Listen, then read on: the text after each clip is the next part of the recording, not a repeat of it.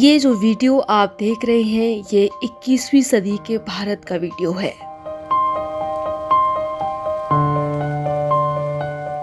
जिस इलाके में मैं आज आपको लेकर चल रही हूँ, इसे देखकर आपको ये लगेगा ही नहीं कि ये अपने ही देश का एक हिस्सा होगा।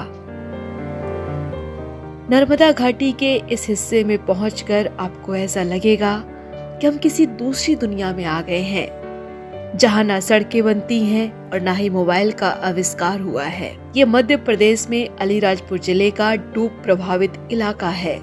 यहाँ नर्मदा घाटी के दूसरी तरफ करीब 15 गांव हैं, जिनमें ज्यादातर भलाला आदिवासी समुदाय के लोग रहते हैं। आज उन्हीं में से मैं एक गांव लेकर आपको चल रही हूँ।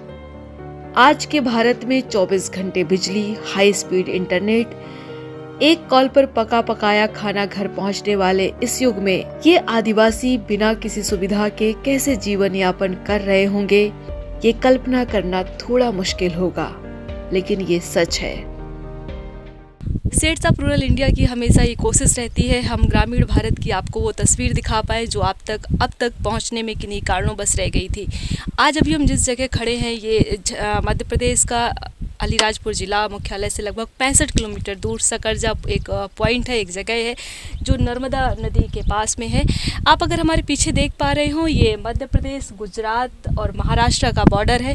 यहाँ पे सैकड़ों की संख्या में गांव बसे हुए हैं। अभी हम मध्य प्रदेश के उन 15 गाँव में से एक गाँव में जा रहे हैं जहाँ पर यहाँ पे हज़ारों की संख्या में लोग रहते हैं।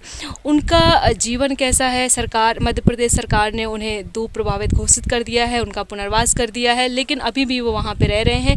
इनके आवागमन का साधन ये एक मात्र नाव है जिस पे हम खड़े हैं। इस नाव के द्वारा हम उन गाँव में पहुँचेंगे, वहाँ के लोगों से ये समझने की कोशिश करेंगे कि उन तक सरकारी योजनाएं कितनी पहुँच पाई हैं, उनका जीवन कैसा है, वो अभी किन परिस्थितियों में रहने को मजबूर हैं। आज हमें जिस गांव जाना है उसका नाम अंजनबाड़ा है, जो अलीराजपुर जिला मुख्यालय से करीब 80 किलोमीटर दूर है। इस गांव तक पहुंचने में रास्ते में करीब 15 किलोमीटर का सफर ऐसा है जहां कोई साधन नहीं है। सकरजा से अंजनबाड़ा तक सफर 2 नावों के जरिए पूरा होता है। पहले एक लकड़ी वाली नाव कुछ दूर ले जाती है और वहां से इंजन से चलने वाली एक बड़ी नाव।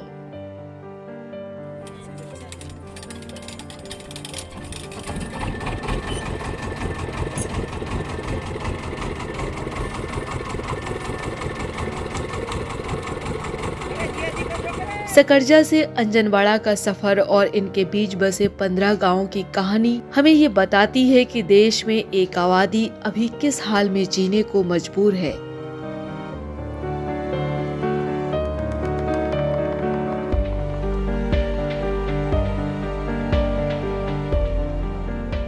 कितना दूर होगा नाव से जाने में? नाव से जाने में यहाँ से 30 किलोमीटर लगभग है, 30 किलोमीटर ककराना।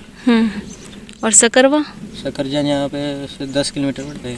अच्छा, तो 30 किलोमीटर कितने देर में पूरी कर लेते हैं दूरी? 30 किलोमीटर तो 2-3 कलाक लग जाते हैं। 2-3 घंटे? हाँ। तो उतनी दूर जाते हैं? हाँ, उतनी दूर जाना पड़ता है। वहाँ क्या करने, मार्केट करने जाते हैं? मार्केट करने, वहाँ से वापस गाड़ी में जाना पड़ता है, वालपुर तक जाता है। वालपुर जाना पड़ता है, इधर से तो छकतला यहाँ से। तो हफ्ते में एक दिन ही मार्केट करते हैं? हफ्ते में एक बार से एक दिन जाते हैं। तो सारे लोग ऐसे ही आपकी नाव से जाते हैं? हाँ, सारे लोग। तो सबको पता रहता है कि किस टाइम जाएंगे आप? मतलब दिन वैसा आता है कि कोई रविवार छकतला हाट गिरता है तो रविवार को जाते हैं, इधर शुक्रवार को जाते हैं। अच्छा, मतलब हफ्ते में 2 दिन? हाँ, हफ्ते में 2 दिन। तो बाकी बीच में दिक्कत परेशानी होती है तो कहीं नहीं, बस नाव से जाना पड़ता है। कोई बीमार है वो तो क्या नाव में जाना पड़ता है अपने को। यहाँ की जिंदगी नाव के सहारे है। पढ़ाई से लेकर दवाई तक, राशन से लेकर खेती तक, सब इस नाव के सहारे ही होती है। नाव एक बार अपने ठिये से छूटी तो किनारे तक पहुंचने में कम से कम 1-1.5 घंटे नर्मदा की घाटी में रहती है। नाव से उतरने के बाद पानी, कीचड़ और सैकड़ों फीट ऊंची चढ़ाई के बाद ये गांव आता है।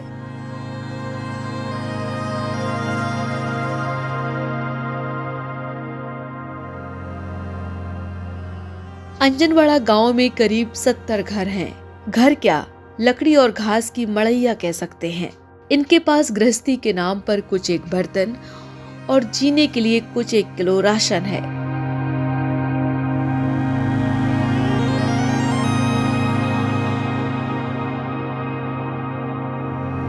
बताइए थोड़ा कि आप लोग कैसे खाना वाना बनाते हैं।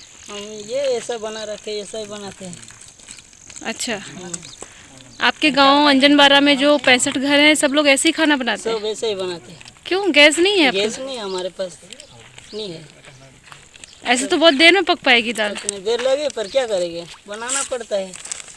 तो अभी खाना आप ऐसे अंधेरे में बना रही है, मोबाइल की रोशनी में? हाँ, अंधेरे में भी बना सकते अंधेरे में भी बना सकती हैं? हैं, बना अंधेरे में बनाती हैं? हाँ, तो रोशनी का कोई इंतजाम नहीं है? नहीं।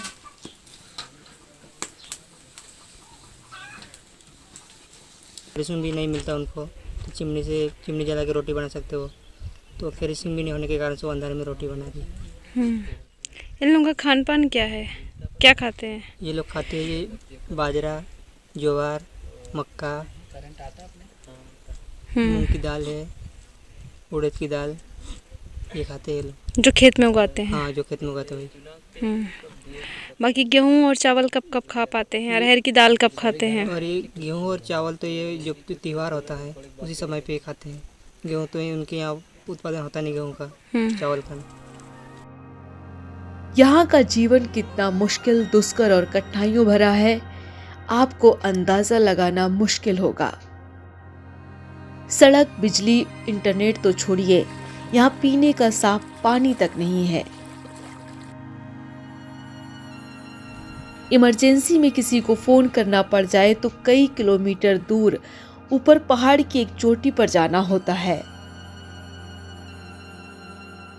गांवों के लोग बताते हैं, वैसे तो सरकार ने एक नाव एम्बुलेंस चला रखी है, लेकिन कई बार लोग उस एम्बुलेंस के गांव तक पहुंचने और मरीज के अस्पताल तक पहुंचने से पहले ही दम तोड़ देते हैं। कोई लोग बीमार हो जाते हैं, बच्चे बीमार हो जाते हैं, तब यहाँ से नाव मिलती है। कभी कभी नाव भी इधर से जा रही थी, लेकिन यहाँ से पैदल ले जाना पड़ता और खूंदी सकरजा तक। और वहाँ पे वाहन मिले तो मिलती नहीं, तो कभी कभी वहाँ पे भी समस्या रहती, वाहन ढूंढना, फिर वहाँ ले जाना। और कभी कभी तो यहाँ ज़्यादा बीमार हो जाए नहीं तो ले जाता रास्ते में भी कुछ दुर्घटना हो सकती है। यहाँ के बारे में तो बहुत बड़ी समस्या है। हाँ, ऐसे तो उनको शासन द्वारा बनाई गई योजना का कोई भी योजना का लाभ नहीं मिलता है उन्हें। शासन जो भी योजना बनाते हैं कागज पे चलता है, हो गई योजना का लाभ मिल रहा है, लेकिन इन लोगों को नहीं मिलता है। एम्बुलेंस की व्यवस्था है तो बोर्ड की व्यवस्था एक ही है। 8-10 गांव है तो एम्बुलेंस की व्यवस्था नहीं मिलती है। पढ़ाई के लिए है तो दूरी पे स्कूल है तो बच्चे नहीं जा पाते हैं।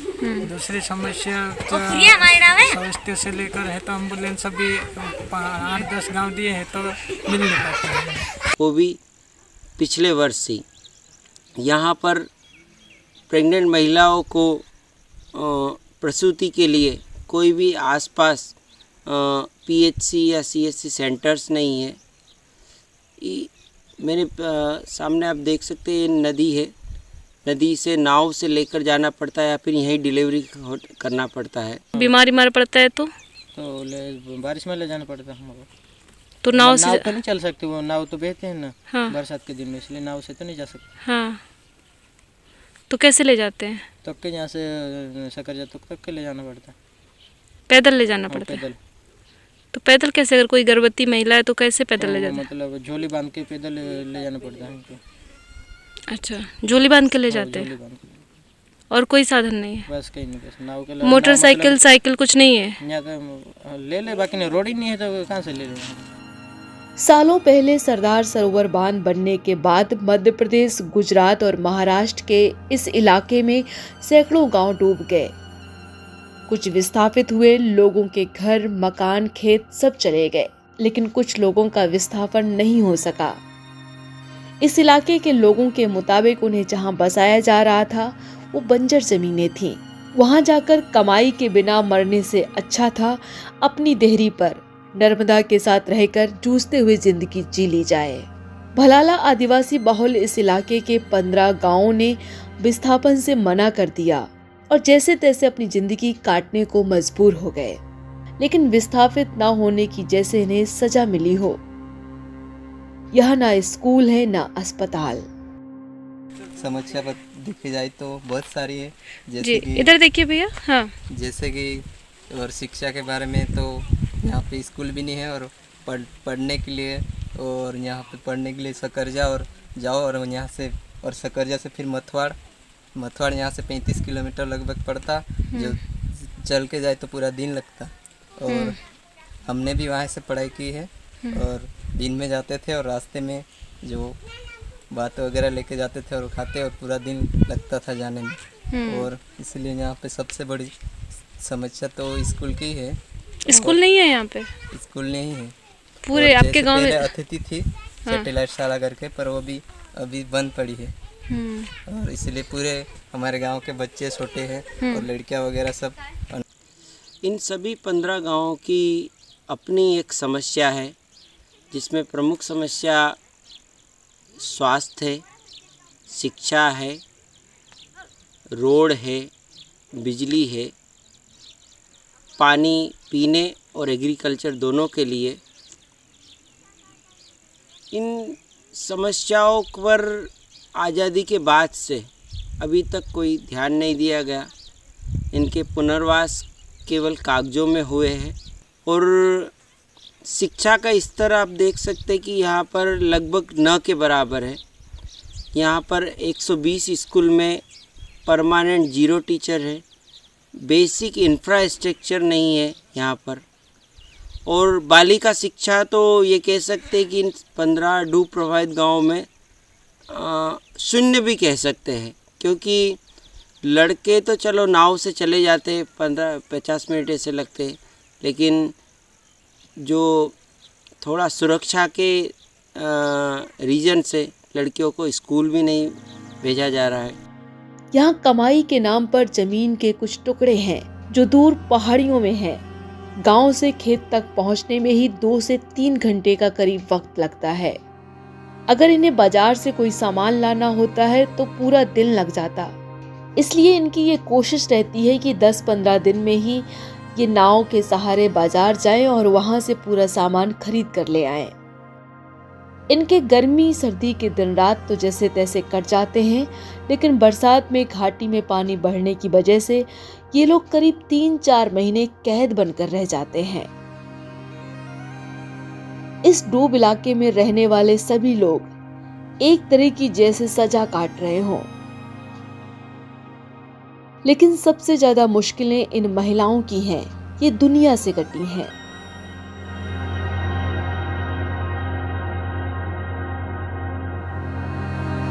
अंजनवाड़ा गांव में मात्र 4 लड़के ही स्कूल जाते हैं। लड़कियां आज तक स्कूल नहीं गई।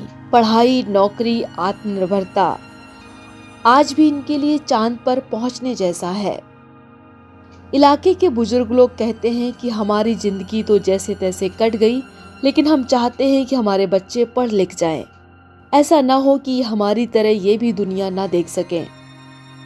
पर अभी इस बात से ये अनजान है कि इनकी समस्या का समाधान हो भी पाएगा या नहीं।